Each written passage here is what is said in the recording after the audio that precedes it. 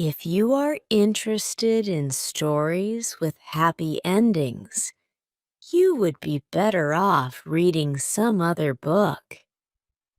In this book, not only is there no happy ending, there is no happy beginning and very few happy things in the middle. This is because not very many happy things happened in the lives of the three Baudelaire youngsters. Violet, Klaus, and Sunny Baudelaire were intelligent children, and they were charming and resourceful and had pleasant facial features, but they were extremely unlucky, and most everything that happened to them was rife with misfortune, misery, and despair. I'm sorry to tell you this, but that is how the story goes. Their misfortune began one day at Briny Beach. The three Baudelaire children lived with their parents in an enormous mansion at the heart of a dirty and busy city, and occasionally their parents gave them permission to take a rickety trolley. The word rickety, you probably know, here means unsteady or likely to collapse. Alone to the seashore, where they would spend the day as a sort of vacation as long as they were home for dinner. This particular morning, it was gray and cloudy, which didn't bother the Baudelaire youngsters one bit. When it was hot and sunny, Briny Beach was crowded with tourists, and it was impossible to find a good place to lay one's blanket. On gray and cloudy days, the Baudelaires had the beach to themselves to do what they liked.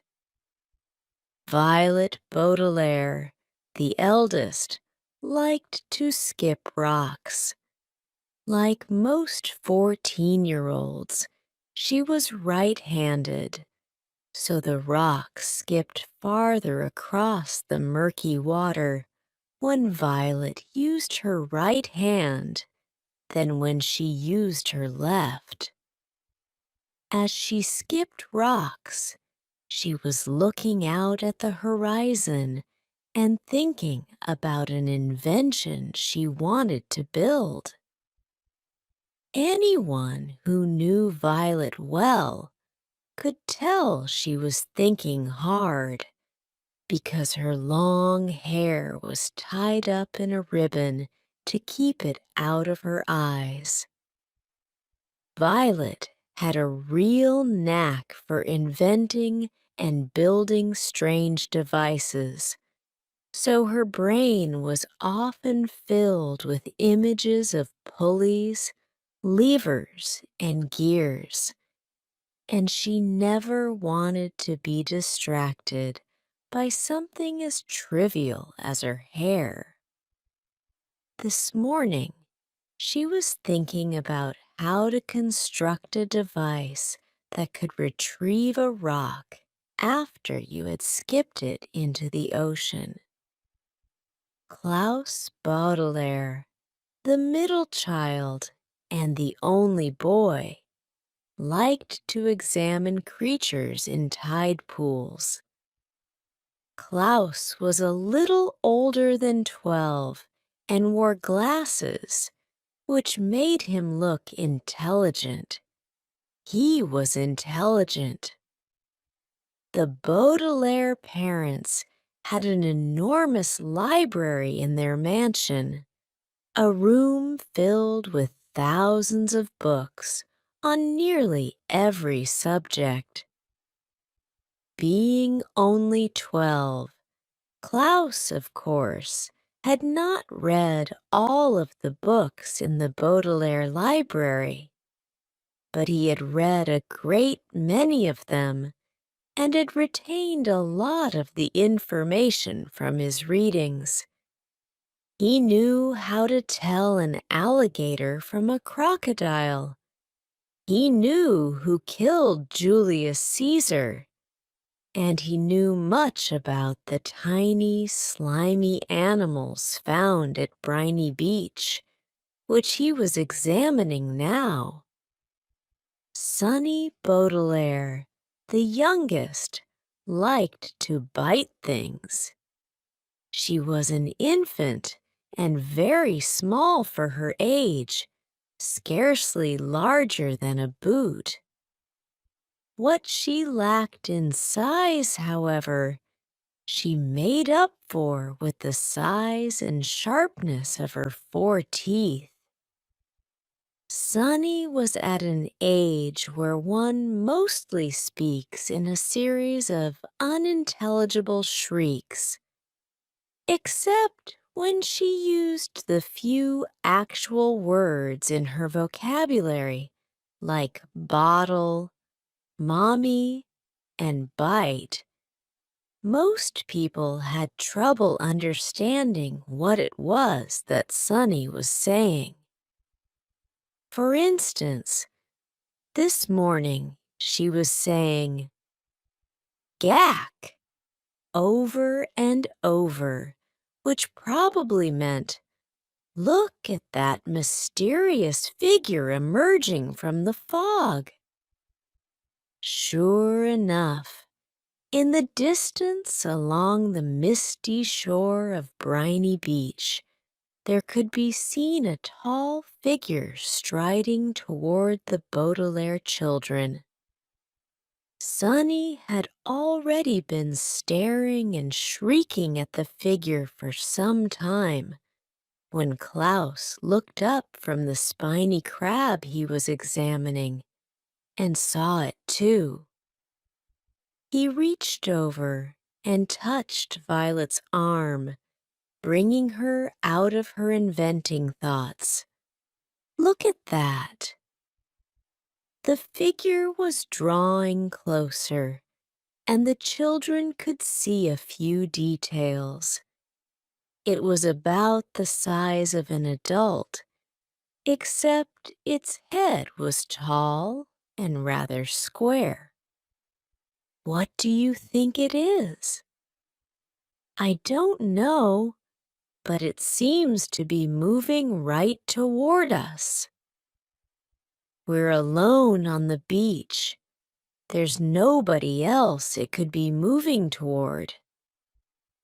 Violet felt the slender, smooth stone in her left hand, which she had been about to try to skip as far as she could.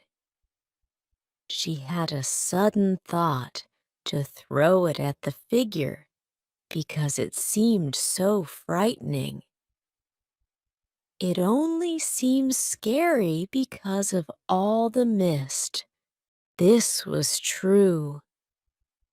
As the figure reached them, the children saw with relief that it was not anybody frightening at all, but somebody they knew, Mr. Poe.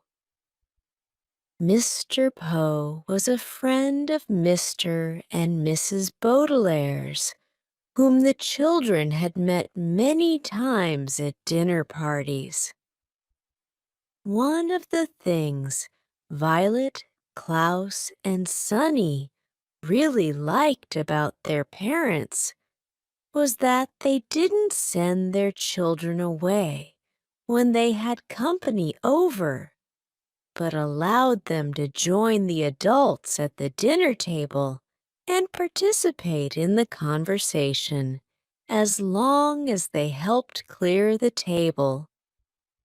The children remembered Mr. Poe because he always had a cold and was constantly excusing himself from the table to have a fit of coughing in the next room.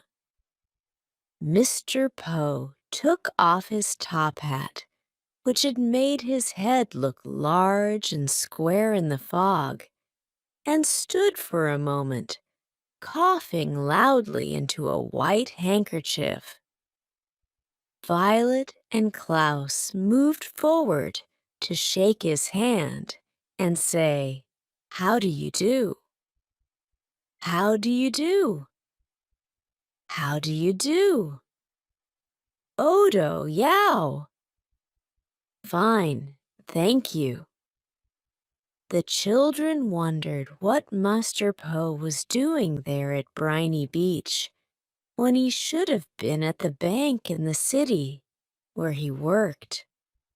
He was not dressed for the beach. "It's a nice day." Sunny made a noise that sounded like an angry bird, and Klaus picked her up and held her. "Yes, it is a nice day. I'm afraid I have some very bad news for you children." The three Baudelaire siblings looked at him. Violet, with some embarrassment, felt the stone in her left hand and was glad she had not thrown it at Mr. Poe. "Your parents have perished in a terrible fire." The children didn't say anything. "They perished in a fire that destroyed the entire house. I'm very, very sorry to tell you this, my dears." Violet took her eyes off Mr. Poe and stared out at the ocean. Mr. Poe had never called the Baudelaire children "my dears" before. She understood the words he was saying, but thought he must be joking, playing a terrible joke on her and her brother and sister. Perished means killed. We know what the word perished means. Klaus did know what the word perished meant, but he was still having trouble understanding exactly what it was that Mr. Poe had said. It seemed to him that Mr. Poe must somehow have misspoken. The fire department arrived, of course, but they were too late. The entire house was engulfed in fire. It burned to the ground. Klaus pictured all the books in the library going up in flames. Now, he'd never read all of them. Mr. Poe coughed several times into his handkerchief before continuing. "I was sent to retrieve you here and to take you to my home, where you'll stay for some time while we figure things out. I am the executor of your parents' estate. That means I will be handling their enormous fortune and figuring out where you children will go. When Violet comes of age, the fortune will be yours, but the bank will take charge of it until you are old enough." Although he said he was the executor, Violet felt like Mr. Poe was the executioner. He had simply walked down the beach to them and changed their lives forever. "Come with me." Mr. Poe held out his hand. In order to take it, Violet had to drop the stone she was holding. Klaus took Violet's other hand and Sunny took Klaus's other hand. And in that manner, the three Baudelaire children, the Baudelaire orphans now, were led away from the beach and from their previous lives